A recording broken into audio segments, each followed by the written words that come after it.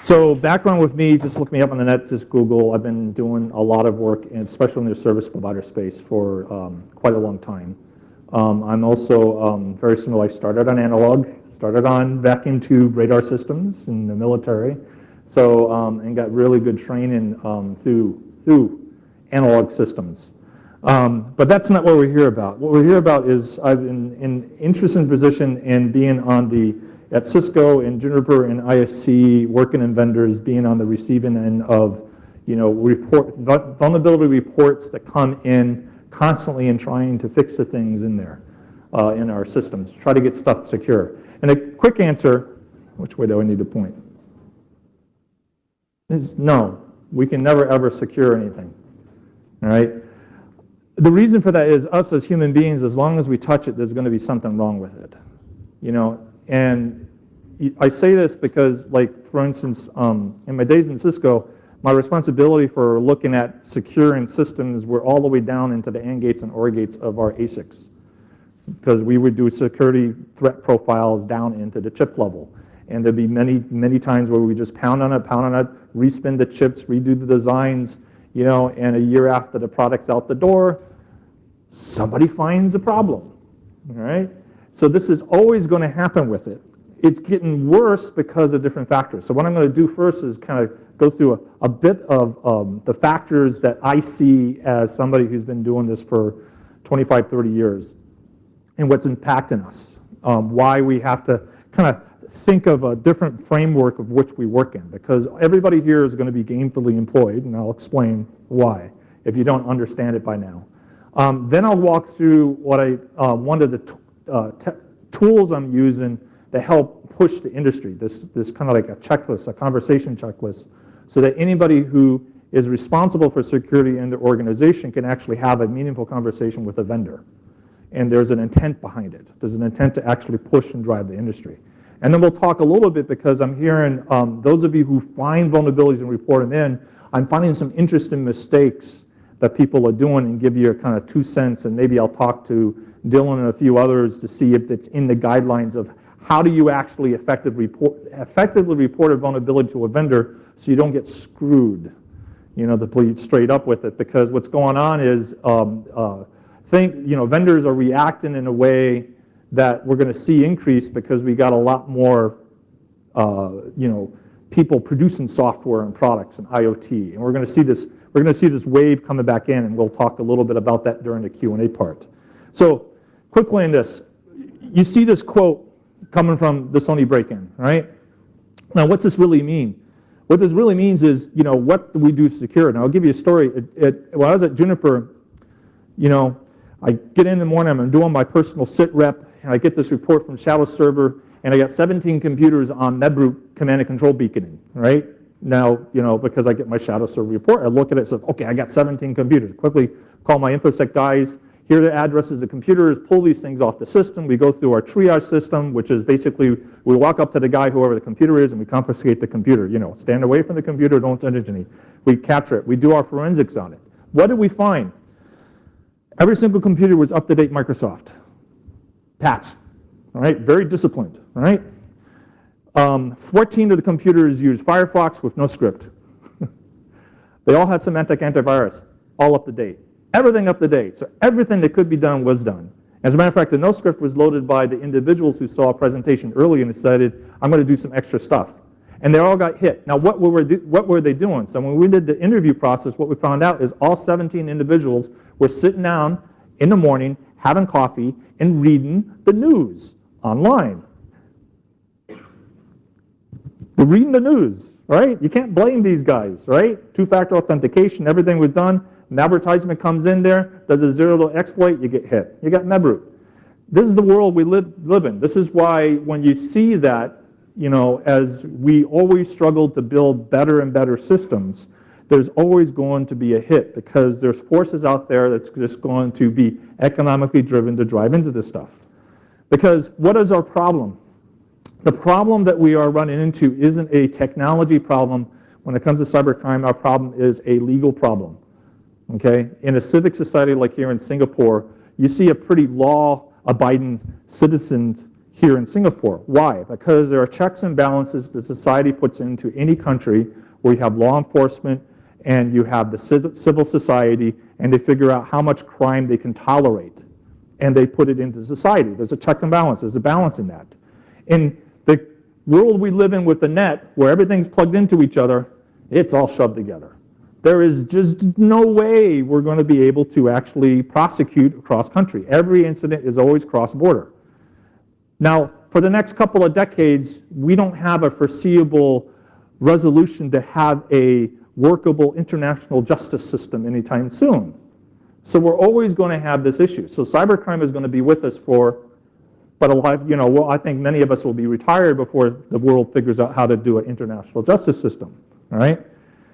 Which means we go through these different waves, all right? And what happens, what should be happening is we go out there, we see a wave of cybercrime, we see like a DDoS extortion attack, we go out there, we find the people. It's not, don't worry so much about the attack. We find the people, stop them, put handcuffs on them, take down their infrastructure. It goes down, then it comes back up. And you got these criminal waves that go on there, all right?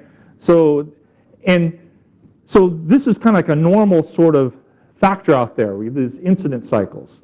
But what happens through this is that people focus on the wrong problem. It's funny because everybody is getting inundated with all this security news, but you look at the security news and people will talk about, here's this piece of malware, here's this break-in, it's technology, technology, technology, and there's very little, even though people say attribution is hard, I say you still need to go after it.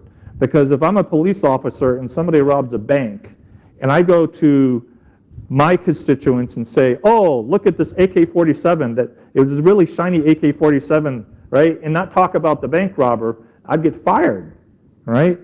It's people who commit these crimes. But it seems like because attribution is hard, we keep on focusing on the AK-47, which is the wrong target. So you have to do certain things with security, but you need to actually focus on the right target. This is not going to change anytime soon. Now, I break my security vectors, these persistent security vectors, into 4 different areas now. Cybercrime is what a lot of people talk about. Cybercrime is not going to be solved anytime soon. But I advise, if you haven't seen it, there's a talk online. You look for 7 habits of highly effective cyber criminals. It's a talk I've given for several, over the last 5 years. There's certain behavior patterns that you get with cyber criminals that you can actually look at. And these are persistent patterns, and if you understand them, you can use them as a tool to help protect yourself and help mitigate and help disrupt. We use them all the time, those of us who are doing the investigative work behind the scenes. Thanks to Mr. Snowden, nation state is all up in front, all right? Nation state is a persistent attack vector. And nation state, the people who do nation state work are very different from the people who do cyber criminal. Cyber criminal threat vectors are people who want to make money. A nation state threat vector is somebody who obeys orders and does something within what they're ordered to do. Whatever that country, that troops or whatever force, they're ordered to go do something. Go infiltrate in this, go invade this, go steal this data, right? It's different from the cyber criminal threat who's trying to get your credit cards, steal movies, do things like that. Which is also different from what I call the P3 threat, which is the patriotic, passionate, cyber activist threat, right?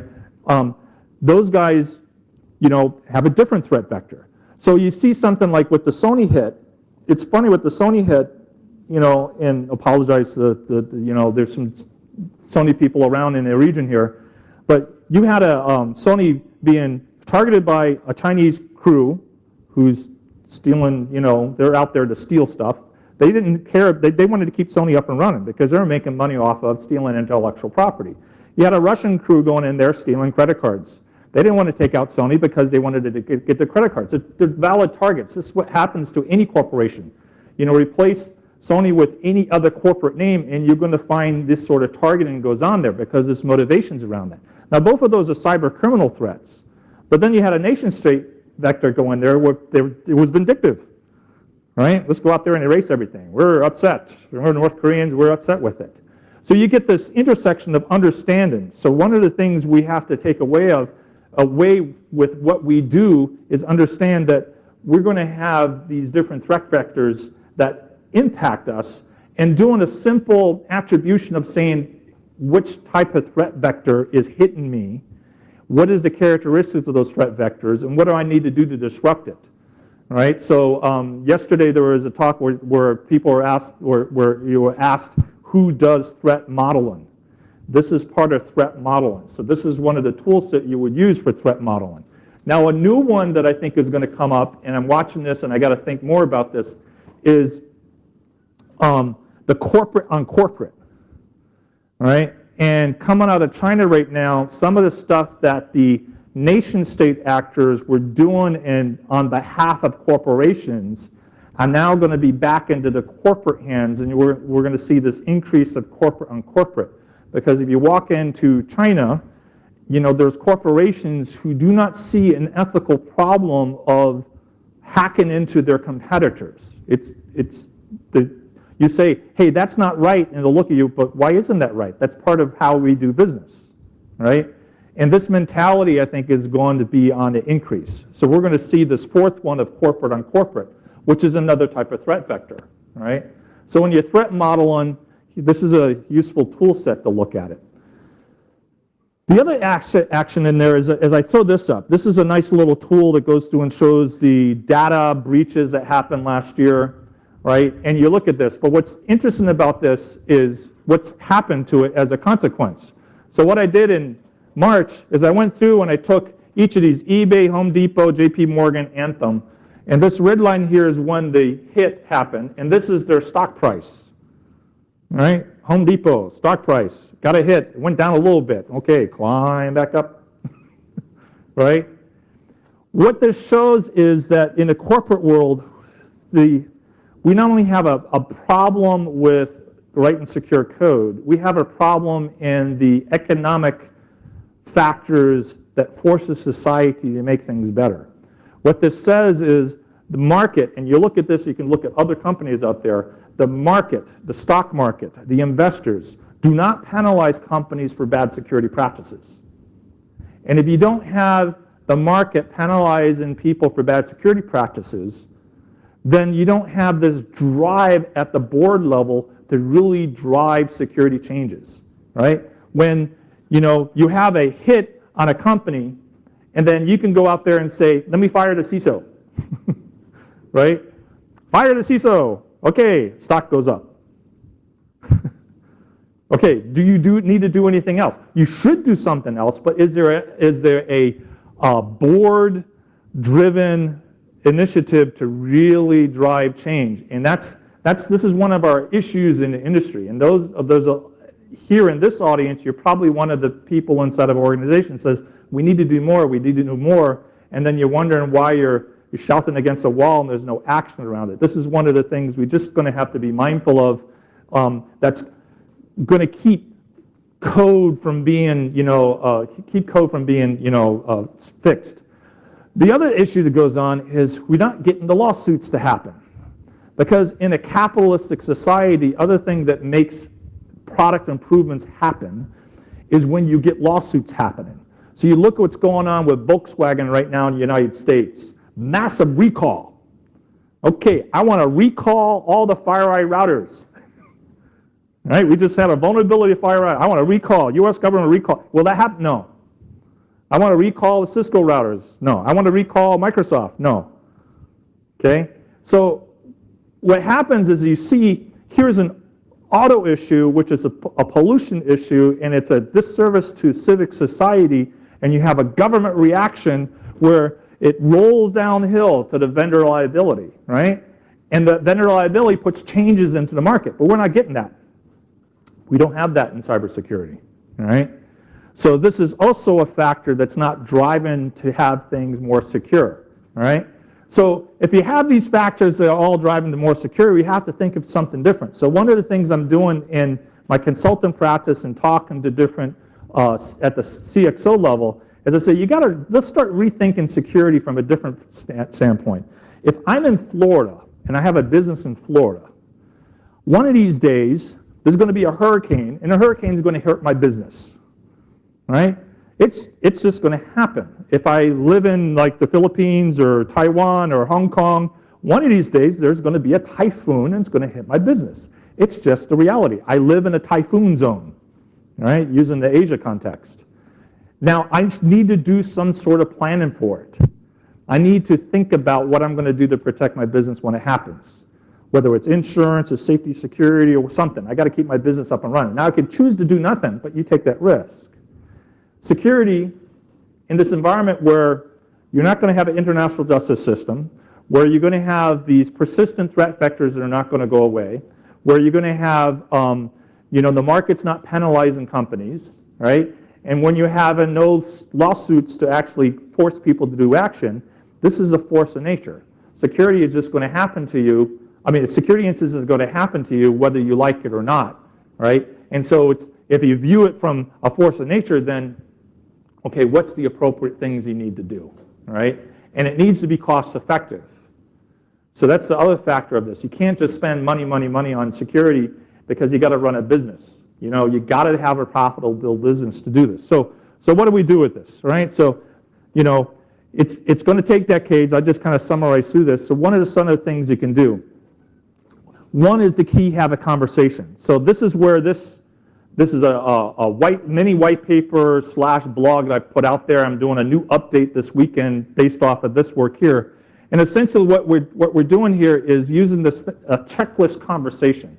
If you haven't read this book or watched this presentation, there's a link to the YouTube presentation down here. Attila is a doctor, and when he was looking at how certain areas, in this case he was looking at heart surgery in South Africa, how come their post-mortem mortality was so low statistically? And he was trying to figure out what did they do down there that's so different, why they're having more post-operational mortality in the United States was much higher, right? People were dying after a heart. So we went out there and started looking at it and found out what they do in South Africa when they do a heart surgery is everything's off a checklist. Now me, ex-military, when I first read this book, I go, well, no, duh. I mean, everything you do in the military is checklist. Build a checklist. You're doing checklists all the time. There's a mentality around it, all right? And that's where the checklist came from, is out of aviation. Test pilots, right? Checklist to make sure you do with it. So when this book first came out, a colleague of mine, Steve Stewart, Google, right, said, we're having everybody at Google read this book. This is a fantastic book. You should go read this, right? And I read it and I said, oh, well, I do this too. This is a good thing, right? Now, lately, when I come back out to Asia, I'm realizing, what we need for security practices is more like a checklist, because we need to give tools to people who may not have access to all the top knowledge that we got in Silicon Valley, but they need to have certain conversations and do certain things inside the network to increase the security posture. So this is where this checklist is coming out of. So what this latest paper I'm doing, is a tool where you can sit down and have a conversation.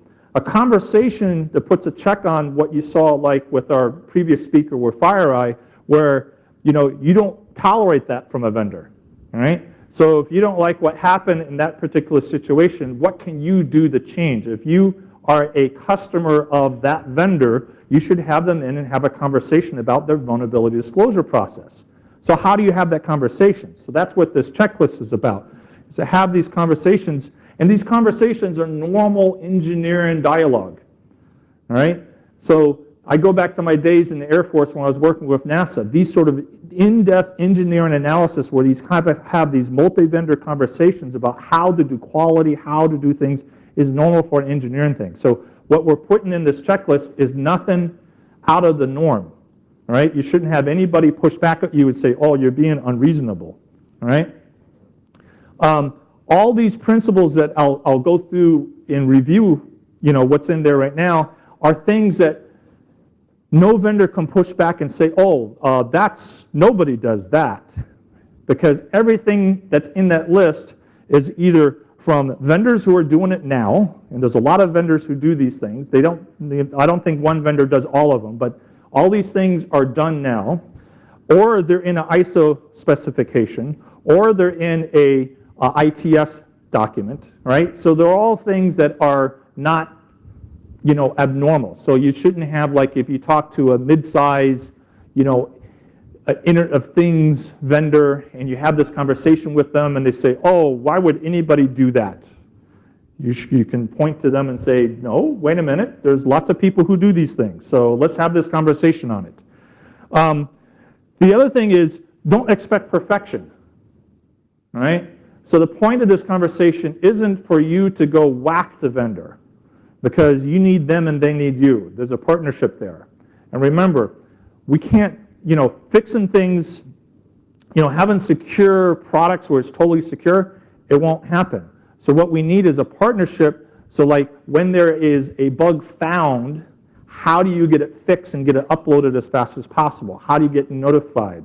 How do you do your rollouts? How do you do your certification?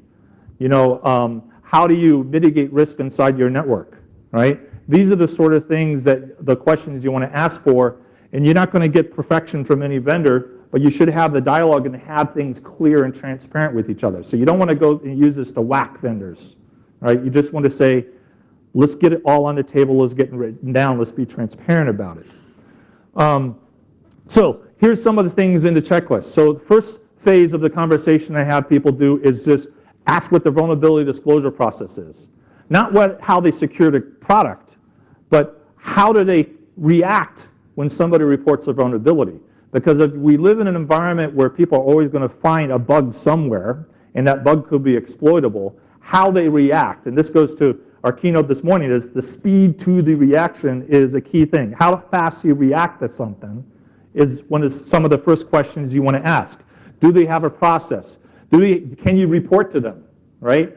Do you get a response? Like here, earlier, the timeline. Sends an email, PGP encrypted, just like you're supposed to. Hey, hello, and there's no response. You have to go out to Twitter over here to get a response down into the system, right? Not a good thing that, you ask these questions. How do you go through what, when an email comes in, what happens to it?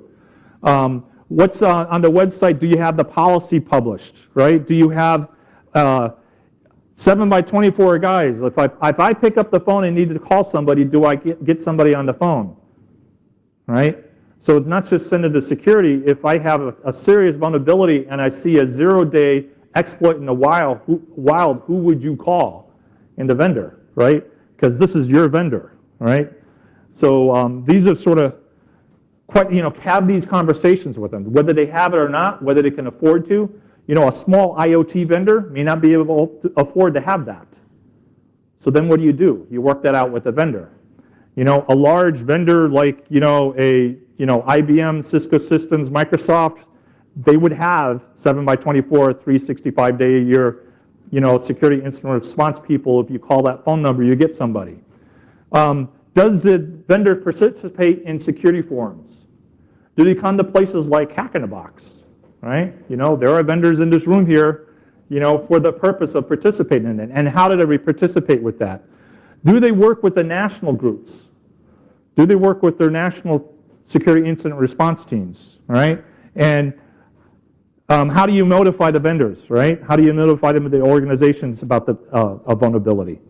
Then the second phase of conversation is, okay, what do they do to keep the code as secure as possible? Do they have a security development lifecycle? Do they do root cause analysis? Do they even know what root cause analysis is? Like if there's like for instance, was pointed out in the talk just before, there are certain recommendations that were given. If they did X and did Y, they could have prevented this issue. That's part of root cause analysis. So what you would do is part of the conversation, you say, hey, I just saw this in this presentation. What do you do inside your organization when you do this? Have that conversation, all right? And if you put it down in writing, what happens is it becomes part of the requirement, because what you're doing here by knocking on the door and having the conversation is you're giving the product managers inside the organization a business justification to take action, all right? That's the key thing here. See, we haven't gotten to standards and compliance yet. We're just saying, here's the conversation. These conversations, and I know from my personal experience of doing vulnerability disclosure and management inside of large vendors for a long time, it's when these conversations happen that action starts happening inside the vendor, all right? The customer talking to you and asking, why aren't you doing this? All right? Government's coming down and say, thou shalt do X, Y, and Z, don't impact it. Customers who pay you money impacts it. All right? And that's what this is all about. All right? So some other things on here, and this is the key one. Of all the things I've seen over the last 25 years on security testing and doing secure product, test-driven development is probably the #1 thing that I've seen that has had the biggest impact. One of the reasons I went, people said, why did you were 12 years at Cisco and you went to Juniper. Why did you do that? Because I wanted an environment that would do TDD. And Juniper started doing TDD when I was there. And then we started doing it and started seeing the impact, but it wasn't until I went to Internet Systems Consortium, who were already doing test-driven development for 2 years, to see the really big security impact of the refactoring effect. When you as a developer have to sit down and before you do any coding, you have to sit down and think about the test and think about the context. And in the ISC case, they're using Agile, so think about the user story. And even when a bug comes in, the first thing the ISC would do is write the user story around the bug, do the test, then look at the code, and 50% of the time, the engineer who wrote the code, who then gets assigned a bug, is going like, why the hell did I do that? And refactors the code, and the code comes out better. Then, what's more important to this is when TDD, because this is what I experienced in Juniper, when TDD then says the guy commits the code, it goes to a senior coder who reviews it. The wonderful thing about test-driven development is when you're the reviewer, what's the first thing you do? You read the test. Makes a huge amount of difference, because one of the reasons why you get lousy code in all the vendors is whoever approves the code doesn't read the code. They just click yes, click yes, click yes. They're not really reviewing the code. They're just trusting the guy who coded it and not reviewing the work. You look at TDD, you look at it and you go like, oh, I should be looking for A, B, C, D. Let me look at the code. A, B, C, okay, go to this library, look at this, okay, all right. If you have a question, you go back and ask the guy. All right? It makes a huge difference. So one of the things is sit down with your vendors and say, are you using TDD? When are you going to use TDD? Why aren't you using TDD? Do you even know what TDD stands for? Right? You'd be surprised. It's an interesting conversation there. Then you ask them what sort of testing they do.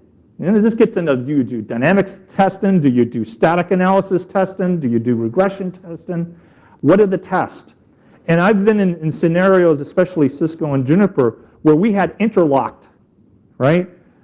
We would say, here are the tests we use in our regression tests, and give it to the customers. And the customers would say, add these tests in from our test lab, and we add it in there. All right? We back and forth because we have a vested interest. It's a partnership. Again, the idea here is not to have, let me whack my vendors. The idea here is my vendors, my partner, have these conversations to improve the relationship and improve the code. What's the goal? Have a service that's more resilient, more secure. All right? So that's where these conversations is about. Do they use any sort of fuzz testing? Do they actually understand what fuzz testing is?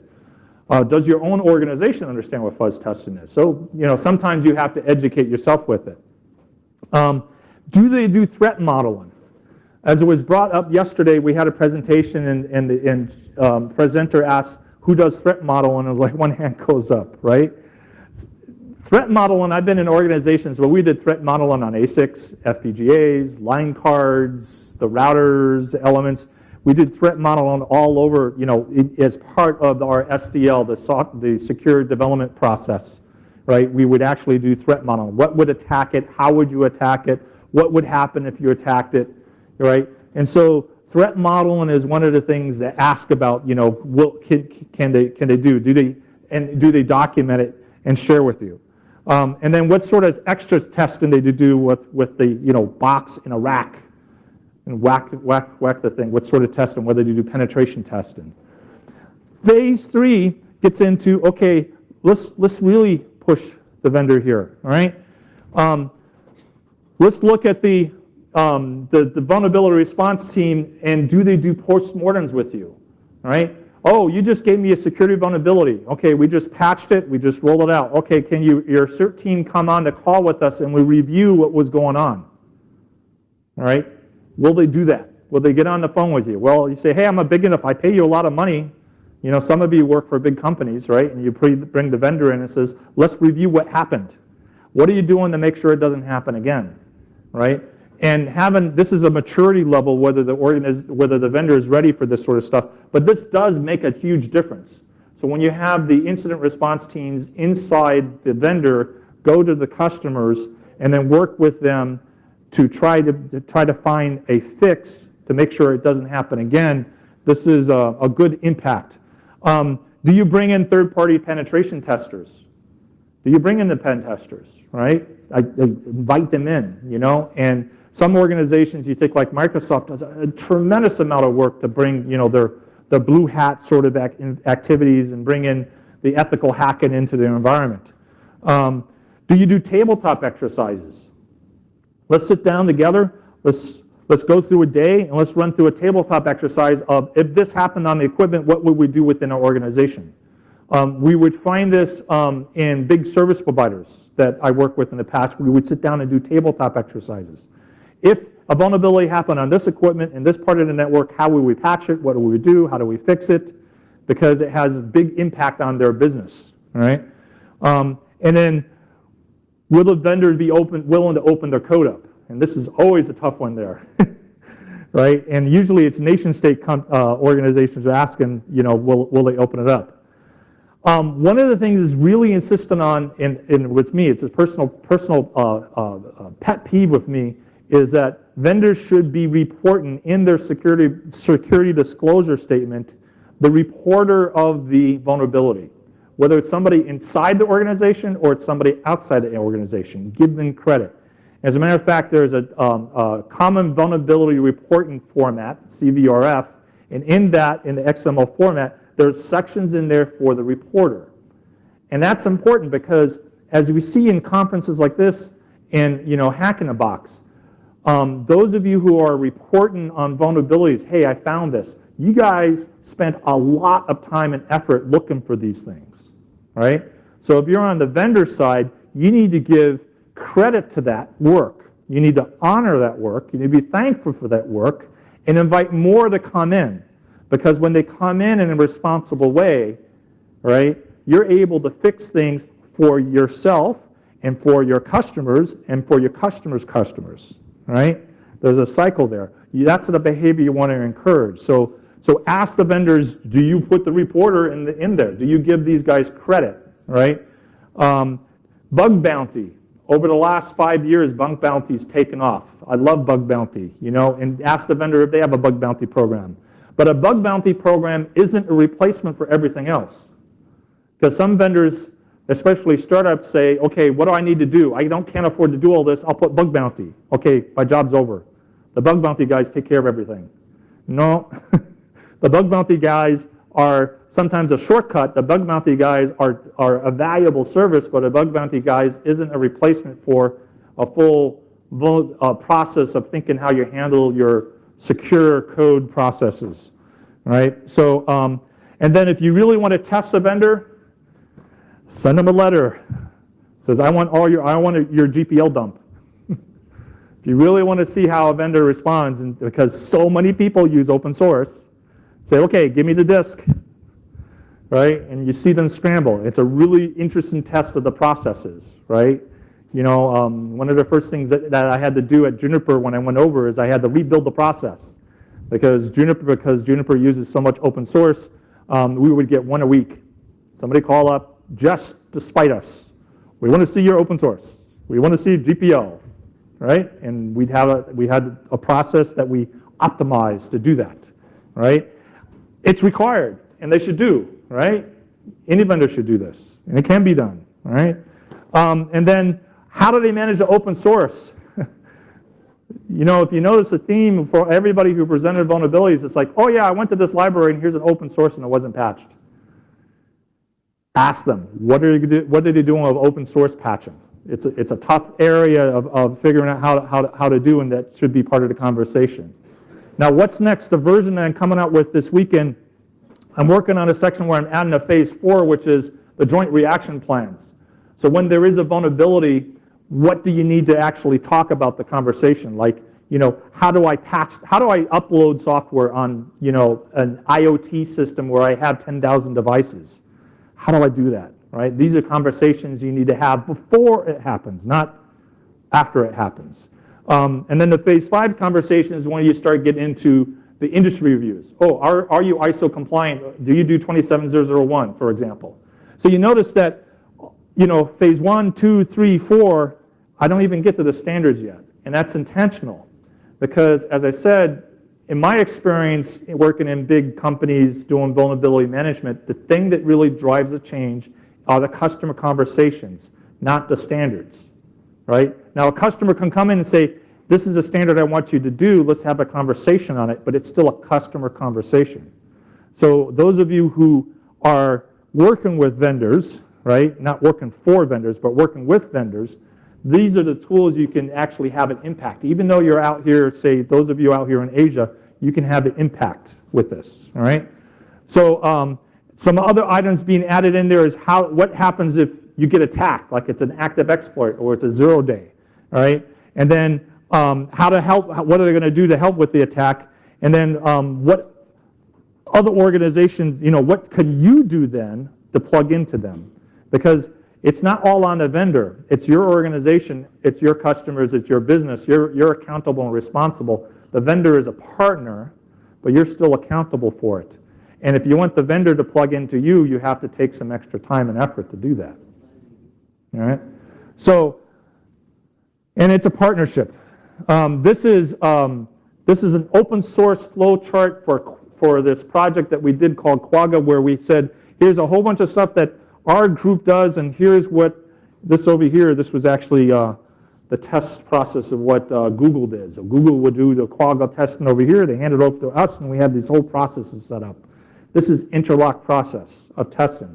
And this is the sort of thing that those of you who are large enough networks, you have to think through when you're doing your work with the vendor.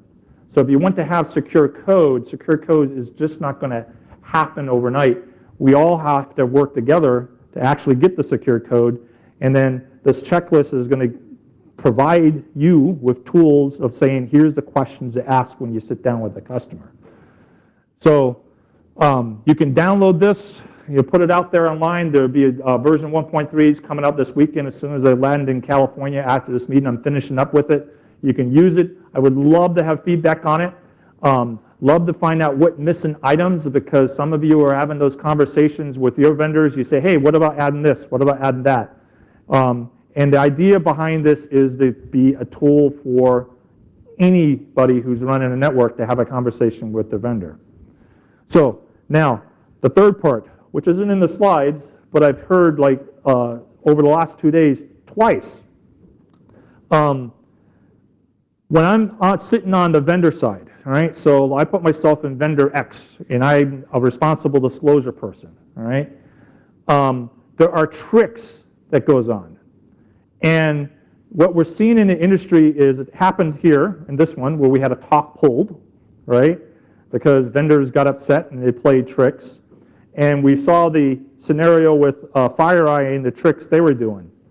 Those are things that those of us who have been doing this for quite a long time say, you just don't do that. It just backfires. It's not like the right way of doing things, all right?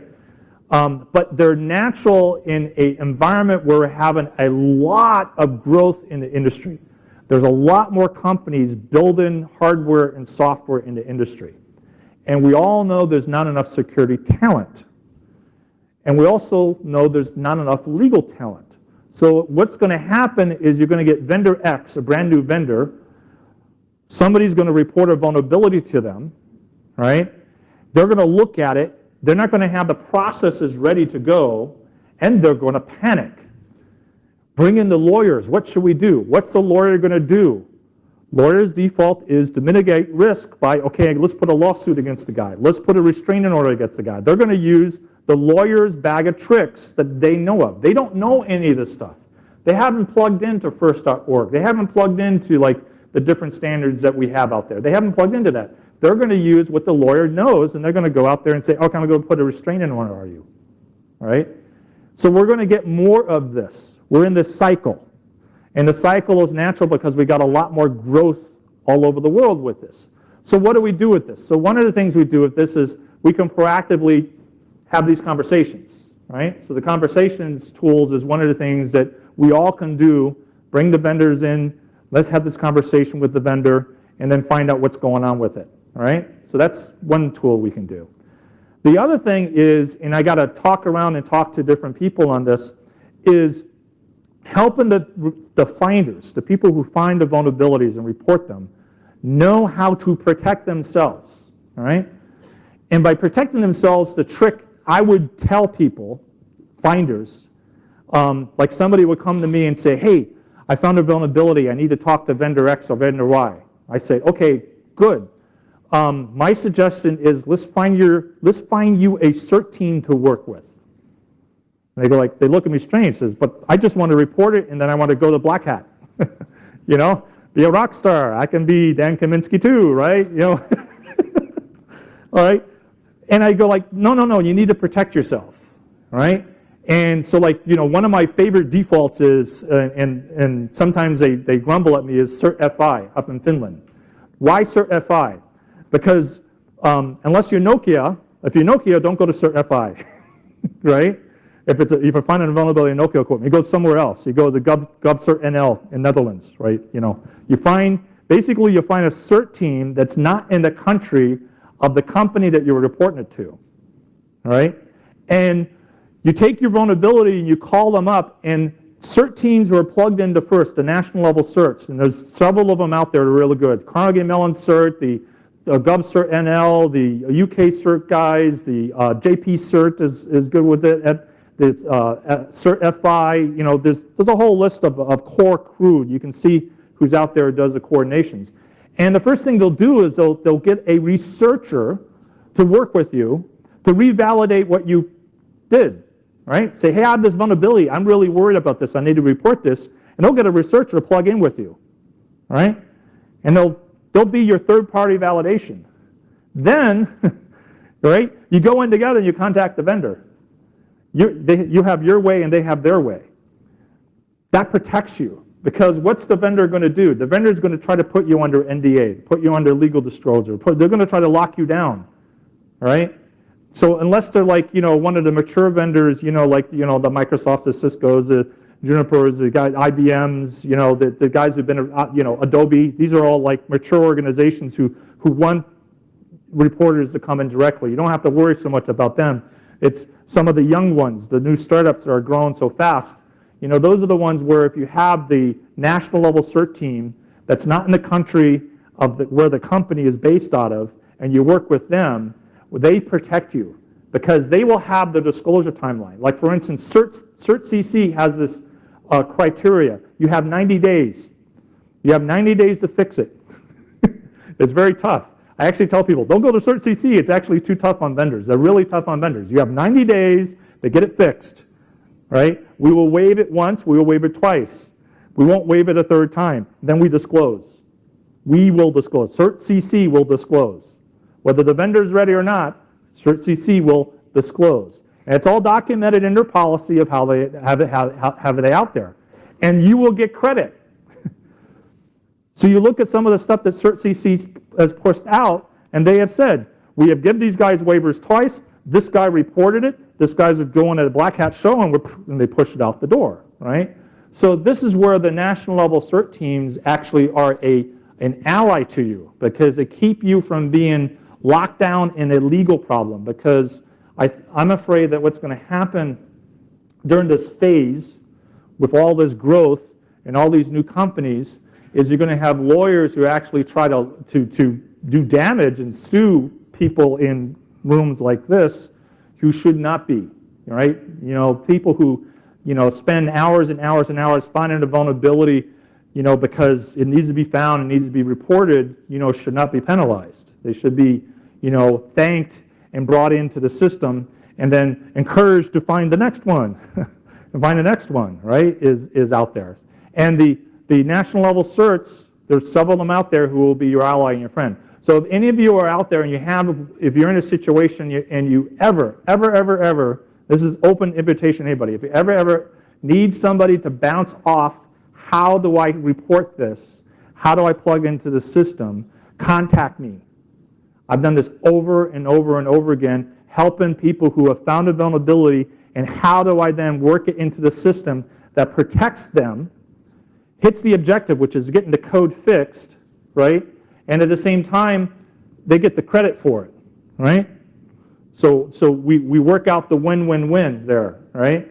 So, because the vendor wins, the reporter wins, and then the industry wins, right? That's the win-win-win. We want the triple win out of that, all right? So that's the open invitation anytime I can help you walk through, and each of your situations could be unique because, you never know what it is, and we kind of brainstorm it, we figure it out, and then we'll fix it. So, questions now. And this is also the time period to open up for comments about the whole entire conference. Yes? Could you comment on the recent debacle with Marianne Davidson and Oracle, which are taking the exact opposite approach of what you're recommending? We were all shocked, but I know her quite a few years, and as a matter of fact, when Sun was acquired, the head of the CERT team, I twisted his arm in a big way, says, "You got to get out of there now, because I know where you're going and I know who your boss is now." And he was my replacement at Juniper. It's just an interesting, I still live in the 90s. But I think, people like me and others were kind of really shocked with that, And it's not warranted, because me being in her position at Cisco and in Juniper and at ISC, right, is that, yes, you'll get people who call up and email you and says, "I just did a Qualys survey of your equipment," and they come up with this huge amount of tests. And you look at it and say, okay, well, I just did the same test in my lab, right? And I always looked at that as saying, okay, good. Engineering Science 101. It's like the comment you made this morning, the illustration you did with the 777 engine, or GE. If you go to an aircraft designer and aircraft engineering, when you say, here's test 1, test 2, test 3, okay, that's good. Test 4, okay, something happened, something broke. You want multiple tests. So to me, I was always looking at those as they came into Cisco and Juniper and ISC as bring on more tests, because they could find something that we missed in our tests that you got to look for. So bring on those tests. Yes, it's tedious. Yes, there's a lot of work. Yes, there's, the volume can be quite high. Yes, I have no resources. Yes, I have 3 people on my CERT team. I should have 20. I don't. I only have 3. Those are all constant themes inside of a vendor with it, but it's no excuse for pushing back like that. My personal opinion. So.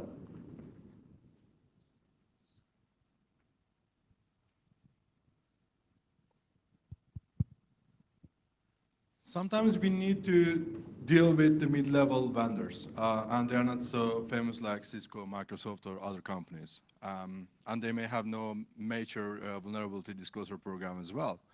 On the other hand, we need to deal with that because sometimes we need to provide a kind of broad research. For example, X products and their vulnerabilities, and they're in the list. Yes. We need to deal with that, and if we have no feedback about that company, we may be lawyered. This is the first option.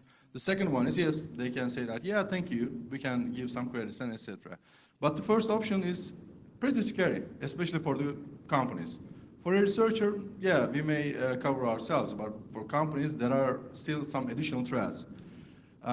Is it the right way to use computer emergency response teams as a kind of channel to report those issues for all mid-level companies? Because they will not deal with us directly, and they cannot use their lawyers because of the procedure. On the other hand, Wassenaar arrangement changed everything as well again. It's a Wassenaar, yes. Yeah, so what is the right way to deal with the mid-level vendors which have no proper vulnerability disclosure procedure? So I haven't really thought through, and of course Wassenaar is all being figured out, and it's really weird with that. But you put that off to the side. national level certs, right, are really good tools for this, right? Because you can, this checklist is targeted at these mid-level guys. It's targeted at these Internet of Things people, the machine-to-machine types. So when you sit down and have a conversation, it's kind of like a guided conversation, right? So that way you can talk to them. But then that's you as a customer. But then if you're a finder of a vulnerability, you found one of the mid-level guys, the cert teams are your ally because the vendor's going to freak. They're going to go, what do we do? It's a vulnerability. What do we do, right? And you take like a cert FI and they'll say, okay, calm down. All right, so here's what you need to do. Vendor, you need to do A, B, C, D. Oh, but we don't know how to do a vulnerability disclosure. Okay, here's what to do. Here's the template, right?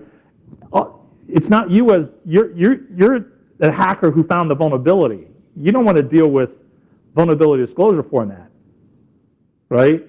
But these mature cert teams, you know, from the JP Cert to the Carnegie Mellon to, you know, UK, you know, GovNL, these guys are like, sure, here, let me hold your hand, right? And let me do it. And in some of the cases, the vendor is going like, I really don't know how to do this. And some of the national level searches says, okay, we'll do the vulnerability disclosure on your behalf. Let's work this out because you're really new at this and we understand you're a startup. And there's several cases out there where like Cert FI and Cert CC, I know in those two cases where they have, here is the disclosure. The vendor doesn't know how to do it yet. It's just like some bug report, right? And they've done it for them. But there's this, another side effect here. Once I have used Computer Emergency Response Team US1 for a specific vulnerability, and over than 50 vendors were affected, including Checkpoint and Juniper and NetScreen those days, and Stonesoft as well. When we sent this vulnerability disclosure first Stone, there is no way back. The other vendors, especially major ones, fixed this issue about 40 days or 45 days. And we had a timeline for 90 days as well. Right. But it's a kind of deadline, really. It is Yeah. written on the stone. And you cannot step back. And Stonesoft asked additional time. And I said that it's not my call anymore. This is a kind of dangerous way to deal with the mid-level companies because they do not know how can they react, but there's someone else bigger than them or powerful and ask, fix this, and they have no idea how can they fix it. And 90 days may sometimes dangerous. We may want to change our mind. For example, we want to wait, let's say 6 months. Yep. We are fine, but CERT will not deal with all of us. So the certs in the first community, and notice who, I'm an American, I live in Singapore, and who did I point as the first ones? Finns, right, in Finland. Yes. A national level cert team can coordinate vendor vulnerability disclosure with anyone in the world. You know, the top ones, when you go to the first, first.org, and you look at these guys, you know, these guys do global level coordination.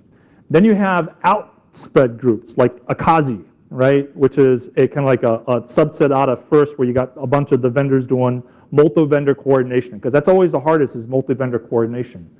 But within the first community, you got the nastiest vulnerability I've ever worked was SNMP Protos, 2002, right? And those of you who don't know about SNMP Protos, go study it. One UDP packet, SNMP, most systems crashed. Routers crashed. Switches crashed. I had a UPS system that was connected to the net, crashed, reboot, power cycle, the whole rack, right? It was a nasty, nasty thing. This came out of Oulu in Finland, right, which became the Codenomicon guys, right? That's who found it. Reported within the first community. For 9 months, it was contained, secret. Fix within the first community.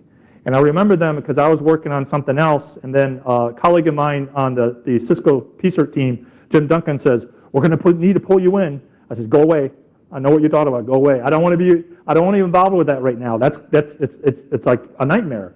And my prediction was true. It became a nightmare once the U.S. government was notified. Once the U.S. government was notified, they can't keep a freaking secret. And they started blabbing their mouth. And the whole thing fell apart. And it had to go an early disclosure on SME Protos.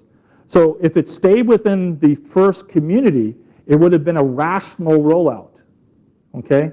So the maturity level, especially within the lead, these national level cert teams have been around for a while, is quite, well established. They know how to manage things between each other, they respect each other's different policies. Cert CC compared to Gov Cert NL compared to Cert FI compared to Cert JP Cert have different slight views, but they all respect each other and work with each other. So what you do as a finder of a vulnerability is you look at the vulnerability, you look at the situation, and okay, I'll work with these guys this time. I'll work with these guys this time, and you take your best guess with it, And you can call them beforehand. Hey, I got this vulnerability. It's multiple industry. What's your policy? And they're not going to be insulted to say, well, I think I'm going to work with Gov Cert NL on this one. They're going to say, okay, good. We're here. If you need us. That will be their response, because the best interest, right? That's the thinking of the best interest, and they know that you're calling one of their peers, and it will be taken care of. Trust your peers. This is a good question, right? Yeah, Cert CC's timeline is there for a reason, though, because you'll have vendors who go like, oh, we'll fix it. 2 years later, we're still going to fix it. In the meantime, active exploit starts, right? And then you have damage. More questions? How about comments about the show? Because this is a wrap-up. Any of you guys want to do any wrap-up? Comments? Last thoughts? Or is it time for the beer? Well, more comments during beer then. Thank you very Thank much. you. Thank you.